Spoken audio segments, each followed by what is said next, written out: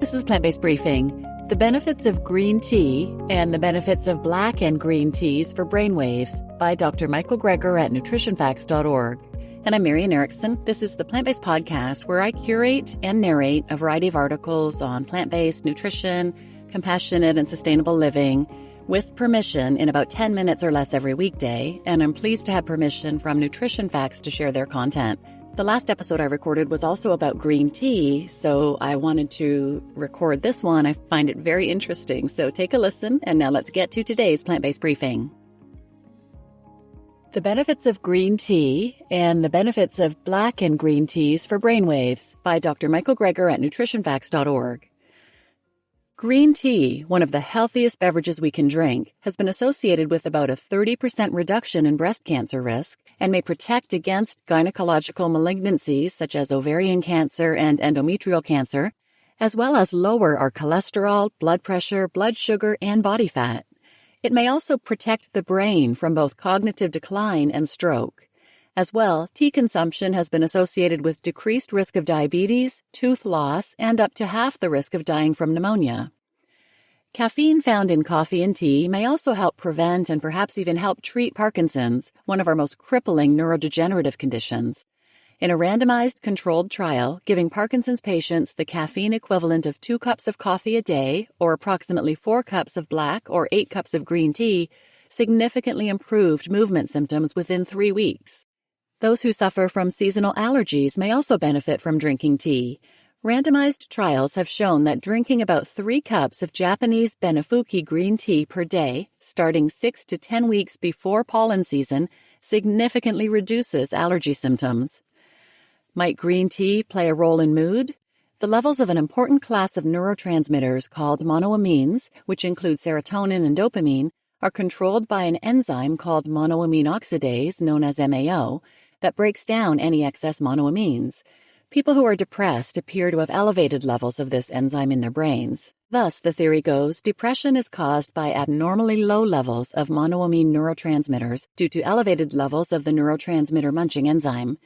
It appears that many plant foods, including green tea, as well as apples, berries, grapes, and onions, contain phytonutrients that seem to naturally inhibit the MAO.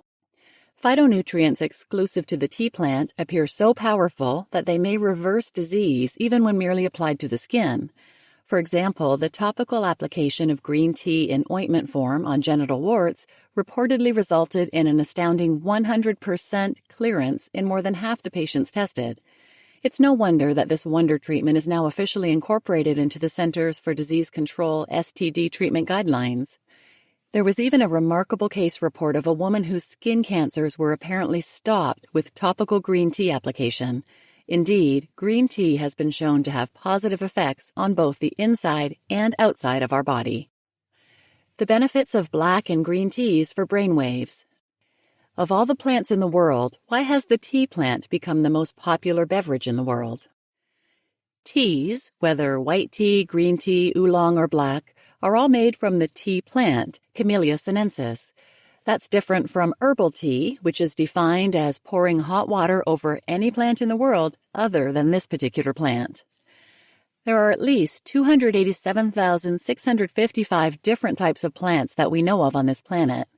Why is this one plant the most popular beverage in the world?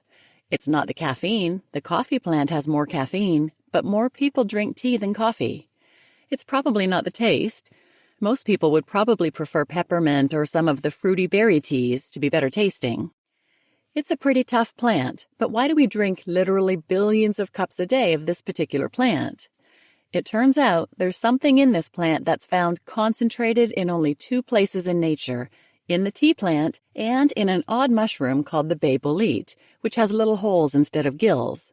Scientists figured this one might not pair as well with crumpets, so they called the compound theanine. What does it do that's got billions of people hooked on it? We weren't quite sure until we hooked people up to an EEG. An electroencephalogram measures the activity of our brain waves, which are split into 4 major bandwidths. We have delta waves, theta waves, alpha waves, and beta waves. Delta waves, where basically our brain is electrically pulsing very slowly at about 1 wave per second, are seen primarily in deep sleep. Then there are theta waves at about 5 cycles per second, typically seen when we're drowsy or in early sleep. The two waking states are alpha and beta. We have alpha brain waves when we're relaxed, aware, attentive, like when we close our eyes and meditate. And beta waves are more when we're stimulated with increased alertness in a hustle and bustle state where most of us live our lives. How can we get more in that alpha state, that wakeful relaxation, fully alert and focused but calm? Well, if we relax in a nice peaceful place, after about 90 minutes we can start to see some significant alpha activity. Now, practicing meditators like Buddhist monks can achieve this state earlier and even maintain alpha activity with their eyes open. And the deeper the meditation, the higher the alpha waves. So we can meditate for 30 years or just drink some tea. The following graph shows the alpha wave activity in the control group after drinking plain water. What if instead of water they had the amount of theanine found in 1 or 2 cups or 240 to 480 milliliters of tea? Look closely at the graph below, compare, and see if you can detect a difference. In the graph shown, the alpha activity after drinking the tea almost completely overtakes all of the activity. That is why people drink tea from the tea plant. You just listened to Green Tea and the Benefits of Black and Green Teas for Brainwaves by Dr. Michael Greger at nutritionfacts.org. And I'm your host, Marian Erickson. As always, I put a link to the original post in the show notes. So from there, if you want to see that graph of all of the activity, all of the alpha activity after drinking 1 to 2 cups of tea, you'll be blown away. I'll also link some related episodes in the show notes if you want to check those out. 286, using green tea to help prevent cancer and treat cancer. 323, what to eat and avoid to lower blood pressure. 479, the best diet for cancer patients. 480 is keto and effective cancer-fighting diet. 597, got joint pain? An anti-inflammatory diet may be the key to your relief. 953, 57% of U.S. adults consume pro-inflammatory diets. And 1180, the almost effortless daily habit that can lower cholesterol and boost brain health. So please share this episode with anyone who might benefit, and thanks for listening.